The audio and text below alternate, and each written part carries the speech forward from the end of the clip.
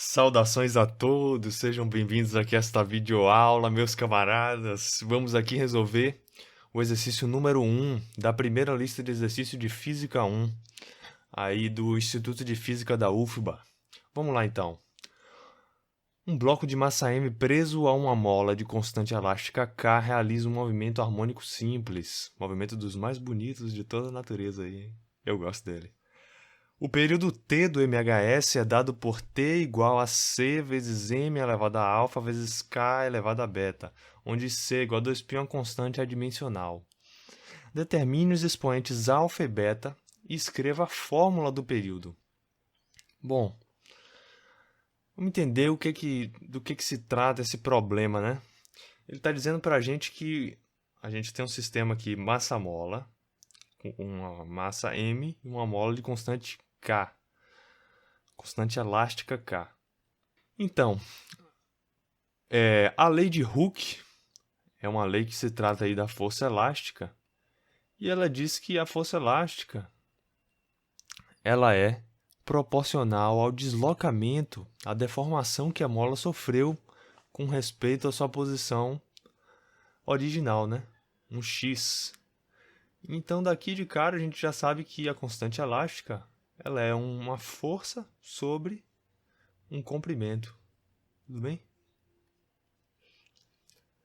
Por outro lado, é dito que o período t é uma constante adimensional 2π vezes a massa elevada a alfa e essa nossa constante elástica K elevada a beta.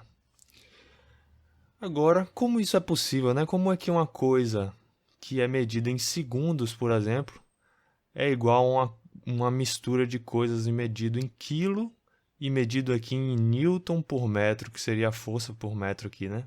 Como é que isso é possível, né? Ora, temos aqui alguns expoentes que estão aí justamente para tornar essa igualdade viável. Ou seja, nós temos aqui uma grandeza, o tempo, um período, que tem uma dimensão de tempo. E aqui ao lado a gente tem uma combinação de outras grandezas, no caso a grandeza massa e a grandeza constante elástica, que com dados específicos expoentes vai ter que resultar também em uma medida de tempo, né? Então, o desafio aqui é justamente descobrir quais expoentes seriam esses para dar justamente dos dois lados da equação uma coisa consistente, tempo igual a tempo e não tempo igual a massa, não faz sentido tempo igual a massa, né? Esse seria o princípio da análise dimensional. Então vamos lá tentar achar esses expoentes, né? Vamos lá tentar achar esses expoentes. Bom, para isso eu vou utilizar aqui uma notação da análise dimensional, que é a seguinte. Ó, a dimensão do período t é uma dimensão de tempo, que a gente representa pelo tzão. A dimensão de massa é massa mesmo. E a dimensão da constante elástica, a gente viu aqui que seria uma força, uma dimensão de força dividido por uma dimensão de comprimento, né? No caso, a dimensão da deformação da lei de Hooke. Só que o que acontece? A deformação tem a dimensão de comprimento, que a gente simboliza simplesmente com L, e a força tem a dimensão de massa vezes aceleração, pela segunda lei de Newton, né? Então seria aqui m vezes a aceleração, que seria L sobre t ao quadrado. O L cancela aqui, ó. Então, no final, a dimensão de K é m sobre t ao quadrado. Isso significa que se a gente quisesse medir no sistema internacional, a constante elástica seria medida em quilograma por segundo ao quadrado, que é o mesmo que Newton por metro. Se a gente fizer simplificações, vai dar a mesma coisa.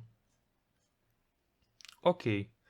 Então, quais expoentes a gente teria que elevar, né, esses caras para dar uma unidade de tempo, uma dimensão de tempo?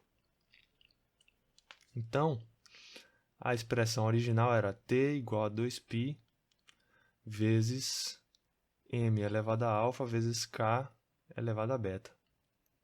Escrevendo agora essa equação na forma dimensional, olha só que legal, a dimensão de t seria 1, que seria justamente a constante aqui, que é a dimensional, então ela não vai contribuir com nada, vai ficar justamente somente 1, vezes a dimensão da massa elevada a alfa, vezes a dimensão da constante elástica elevada a beta, olha só. Aí aqui ficaria, então, m elevado a alfa, vezes m sobre t ao quadrado elevado a beta. E seria aqui a dimensão da nossa constante elástica. E isso aqui, fazendo algumas operações algébricas, a gente pode separar da seguinte forma.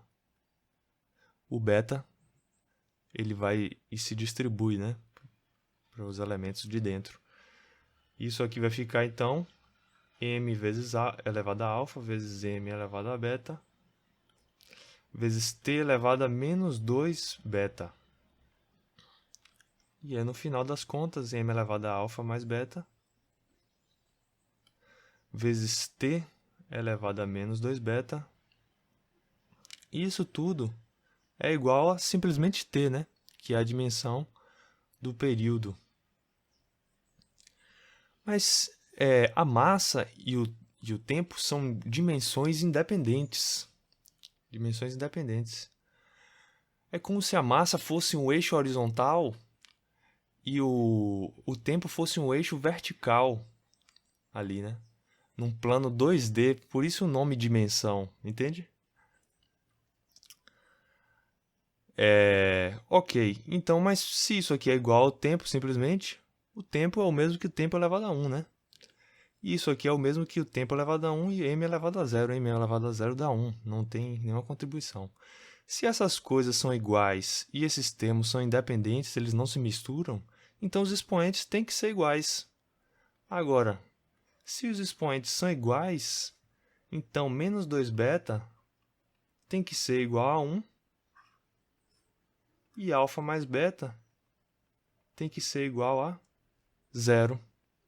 Ó, daqui a gente já tira que alfa é o oposto de beta, alfa igual a menos beta, e aqui a gente descobre que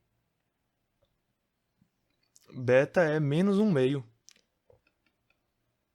Portanto, alfa vai ser igual a 1 meio. Então, a nossa grande conclusão aqui é alfa igual a 1 meio e beta igual a menos 1 meio. Já matamos aí o primeiro item da questão. Agora, com esses coeficientes, se a gente voltar na equação original, a gente pode substituir esses coeficientes, são expoentes. Coeficiente, na verdade, é um número que multiplica uma variável, como, por exemplo, aqui nessa equação. A seria um coeficiente, B seria um coeficiente, mas eu me confundi, peço desculpas. Mas já fica aí a dica, né? Para a gente não se confundir mais. Coeficiente, então, é um termo que multiplica aqui um certo elemento, né? De uma equação ou de simplesmente uma expressão matemática. O expoente é aquele que está ali em cima, né? Então, a gente descobrir esses expoentes, a gente pode voltar na equação original, substituir esses expoentes e encontrar qual seria, afinal, a equação do período, né? Com relação à massa e como seria possível combinar a massa e a constante elástica de maneira que o resultado fosse tempo. Então, vamos ver. Período T era 2π, m elevado a alfa, k elevado a beta.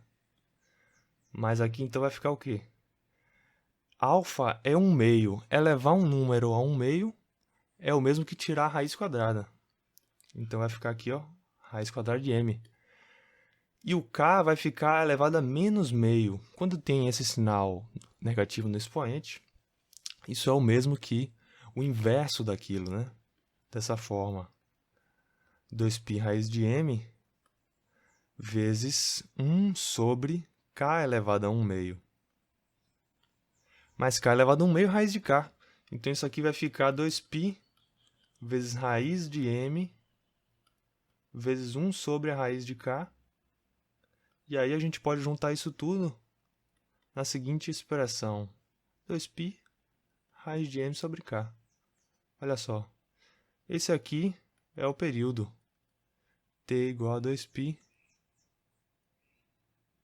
raiz de M sobre K.